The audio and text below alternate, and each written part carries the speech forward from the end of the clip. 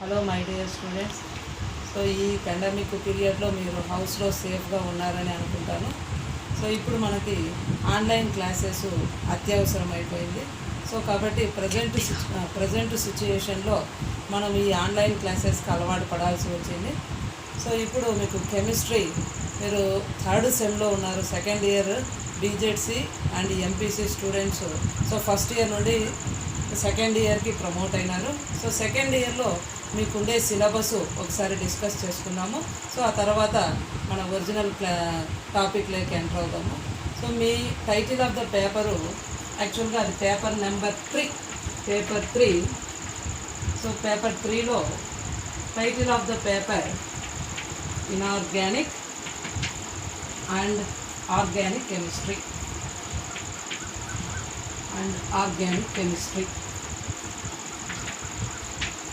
So ఇది మన title of the paper. అకర్బన మరియు కర్బన రసాయన శాస్త్రం. అకర్బన మరియు కర్బన రసాయన శాస్త్రం.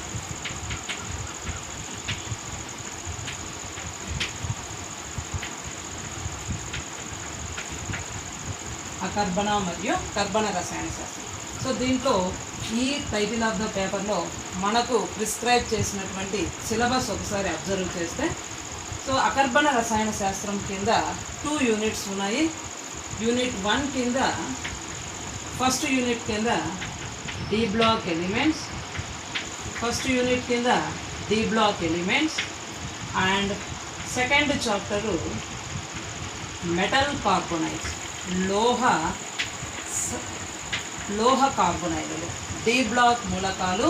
రెండవ చాప్టరు లోహ కార్బొనైడ్లు. యూనిట్ 2 కింద, సో యూనిట్ 2 కింద theories of bonding in metals,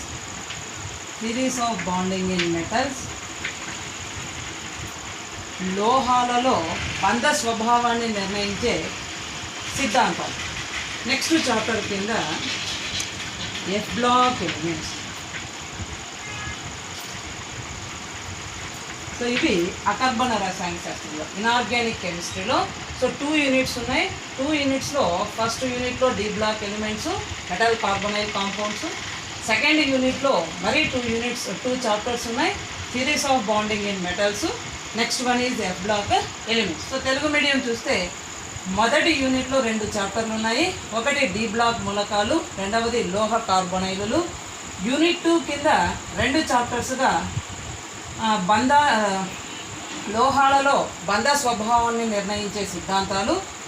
next chapter కింద ఎఫ్ బ్లాక్ మూలకాలు. సో ఇది అకర్బన రసాయన శాస్త్రం కింద మొదటి 2 యూనిట్స్ అకర్బన రసాయన శాస్త్రం లేదా అకర్బన మూలకాల గురించి విశ్లేషణ ఉంటుంది. సో నెక్స్ట్ కర్బన రసాయన శాస్త్రం కింద, సో ఆల్రెడీ మీరు ఫస్ట్ సెమ్లో కొన్ని హైడ్రోకార్బన్స్ గురించి, ఎస్పెషల్లీ ఆల్కైన్స్,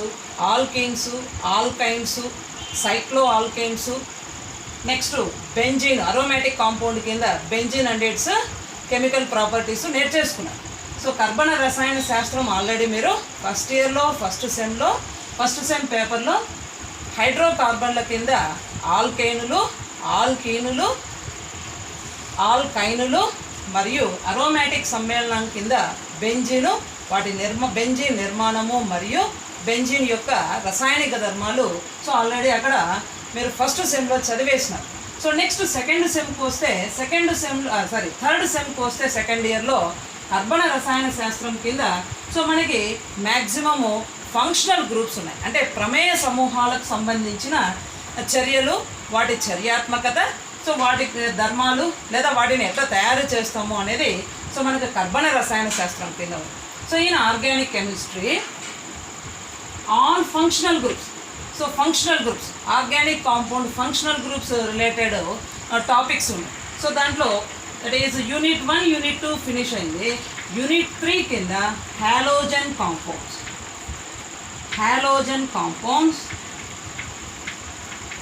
హాలోజన్ సమ్మేళనాలు.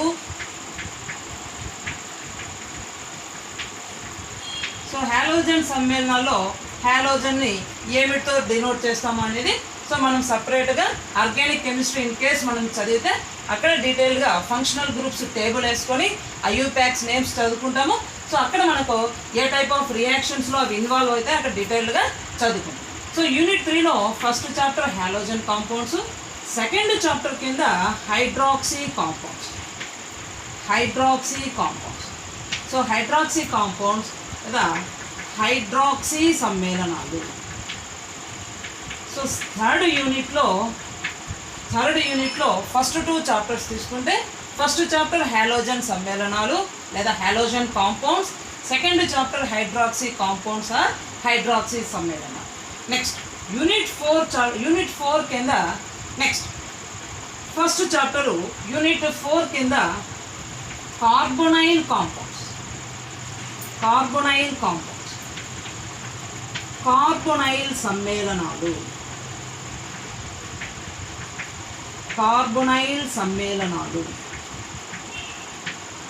సో యూనిట్ 4లో ఫస్ట్ చాప్టరు కార్బొనైల్ కాంపౌండ్స్ లేదా కార్బొనైల్ సమ్మేళనాలు, second chapter unit 4. Next unit 4లో ఓన్లీ ఒకే ఒక బిగ్ చాప్టర్ ఉంది, that is carbonyl compound. So carbonyl కాంపౌండ్స్లో మనము maximum number of carbonyl groups related compounds అన్ని స్టడీ చేస్తాము. దాంట్లోనే నెంబర్ ఆఫ్ నేమ్డ్ రియాక్షన్స్ అంటే పేరుతో కూడినటువంటి చర్యలు, వాటి చర్యా విధానాలు, సో చాలా వరకు అక్కడ మనం కవర్ చేసుకుంటాము.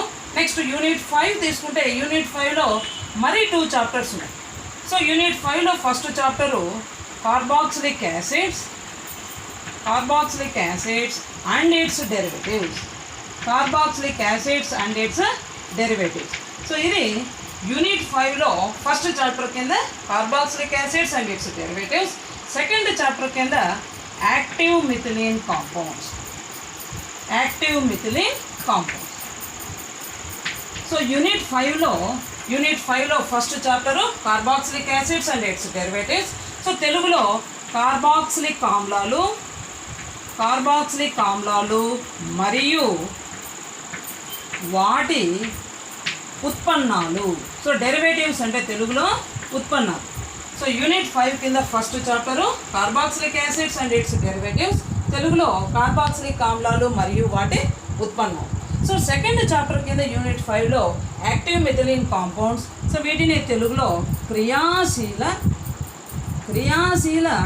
మిథిలీన్ సమ్మేళనాలు.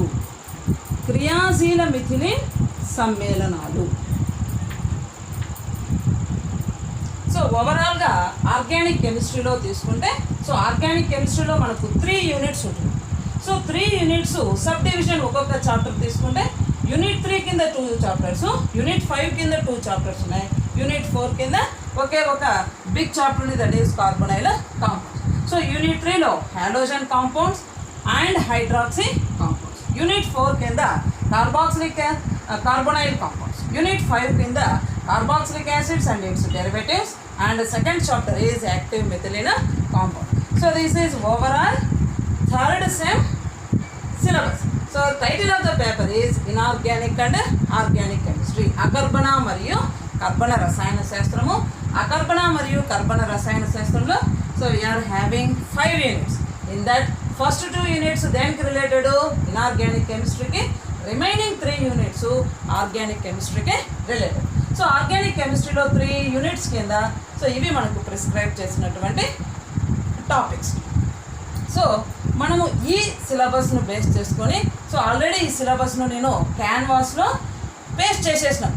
సో పేస్ట్ చేసినాను, మీరు ఒకసారి ఓపెన్ చేసి సిలబస్ను చూసి సిలబస్లో ఉన్న టాపిక్స్ సో ఏమేమి టాపిక్స్ ఉన్నాయి ఈచ్ చాప్టర్లో అనేది మీరు ఒకసారి అబ్జర్వ్ చేయండి. వీలైతే ఆ సిలబస్ టాపిక్స్ను ప్రింట్అవుట్ అన్న తీసుకోండి, లేదా సపరేట్గా ఒక నోట్స్ తీసుకొని రాసిపెట్టి.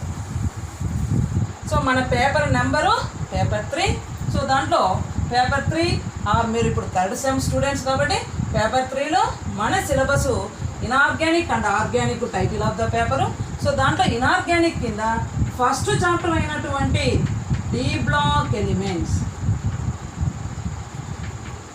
డి బ్లాక్ మూలకాలు డిస్కస్ చేయాలి. డి బ్లాక్ మూలకాలు. సో ఫస్ట్ వినండి, విన్న తర్వాత మీకు ఏమన్నా డౌట్స్ ఉంటే సో క్లాస్ అయిన తర్వాత సో మీకు డౌట్స్కు డిస్కషన్ ఫోరం ఉంటుంది, లేదా మేము కొన్ని క్వశ్చన్స్ అడుగుతాము, దానికి మీరు ఆన్సర్ చేయాల్సి ఉంటుంది. క్విజ్ ఫామ్లో కానీ లేదు ఫిల్లింగ్ ద బ్లాంక్స్ ఫామ్లో కానీ క్వశ్చనీర్ ఉంటుంది. సో దాన్ని మీరు ఆన్సర్ చేయాల్సి ఉంటుంది. నెక్స్ట్ చెప్పబోయే క్లాస్లో మీకు అప్లోడ్ చేసి ఉంటాము. సో ఏ టైంకు మీకు అప్లోడ్ చేసినామో టైం టేబుల్ అందులో మీకు పేస్ట్ చేసినాం వాట్సాప్ గ్రూప్స్లో. ఆ టైం టేబుల్ ప్రకారము సో కెమిస్ట్రీ సెకండ్ ఇయర్స్ది థర్డ్ సెమ్ ఏ టైంలో ఉందో చూసుకొని ఆ టైంకు మీరు మస్ట్ అండ్ షుడ్ అటెండ్ కావాలా. సో అటెండ్ అయితే మీకు గ్రేడింగ్ ఉంటుంది. 10 మార్క్స్ మీకు యాడ్ అవుతాయి మీ మార్క్స్. సో కాబట్టి మీరు సీరియస్నెస్ తీసుకోండి. ఆన్లైన్ క్లాసులు మేడం ఎదురుగా లేరు కదా అని చెప్పి సో మీరు నెగ్లెక్ట్ చేస్తే మరి మేము ఈ క్లాసులో ఉన్న చెప్పిన విషయాలను లేదా ఈ టాపిక్స్ను రివిజన్ చేసేది ఉండదు, ప్లస్ క్లాస్ రూమ్లో మరి ఇవి డిస్కస్ చేసేది ఉండదు. సో ఆన్లైన్ క్లాసులో చెప్పినవి మీరు కంపల్సరీగా మీ ఇంట్లోనే కూర్చొని ఏదైనా సెల్ ఫోన్లో కానీ లేదా ల్యాప్టాప్స్లో కానీ మేము ఇచ్చిన ఫార్మేట్లో ఏ క్లాసు డిస్కస్ చేస్తుంటామో దాన్ని వితిన్ 30 minutes క్లాసెస్ డిస్కస్ చేస్తాము. ఆఫ్టర్ 30 minutes ఇమ్మీడియట్గా డిస్కషన్ ఫోరం ఉంటుంది. డిస్కషన్ ఫోరంలో ఏదైనా క్విజ్ కానీ సో మీకు అసైన్మెంట్ కింద కొన్ని క్వశ్చన్స్ ఇస్తాము. ఆ క్వశ్చన్స్కు మీరు ఆన్సర్ రాసి మాకు దాన్ని క్యామ్ స్కానర్లో స్కాన్ చేసి మాకు అప్లోడ్ చేయాల్సి ఉంటుంది. సో దానికి అసైన్మెంట్కు మార్క్స్ ఉన్నాయి. లేదు మీరు సెమినార్ చెప్తాము అంటే సెమినార్ను మీరు చేసి అది కూడా పిక్ చేసి లేదా ఆ సెమినార్ వీడియోని మాకు సెండ్ చేయాల్సి ఉంటుంది. సో ఇది మీరైనా మేమైనా సో ఇంక ఈ ప్రాబ్లమ్ను మనం ఈ విధంగా ఫేస్ చేయాల్సిందే. ఆన్లైన్ క్లాసులకు మనము అలవాటు పడాల్సింది. సో ఫస్ట్ మనకు ఇనార్గానిక్ కెమిస్ట్రీలో మన సిలబస్ ప్రకారం ఫస్ట్ చాప్టరు యూనిట్ 1లో ఫస్ట్ చాప్టర్. యూనిట్ 1లో first chapter D block elements లేదా డి బ్లాక్ మూలకాలు. సో డి బ్లాక్ మూలకాలు ఎక్కడ ఉన్నాయి పీరియాడిక్ టేబుల్లో అబ్జర్వ్ చేస్తే సో పీరియాడిక్ టేబుల్లో in periodic table in between S and P block. So S block మూలకాలకు మరియు పి బ్లాక్ మూలకాలకు మధ్యలో so we observe D block elements. So in one side S block and in another side P block elements. So in between these two we observe D block elements. So these are D block, S block, P block. So already in your lower classes you finished S and P block. So in third sem we are studying D block elements. So these D block elements they are in between S and P block elements. So that's why these D block elements are known as transition elements. Transition elements. So D block elements are known as transition elements because so they are placed in between S and P block elements. The S block elements are highly electropositive. So they are electropositive in nature and P block elements they are electronegative in nature.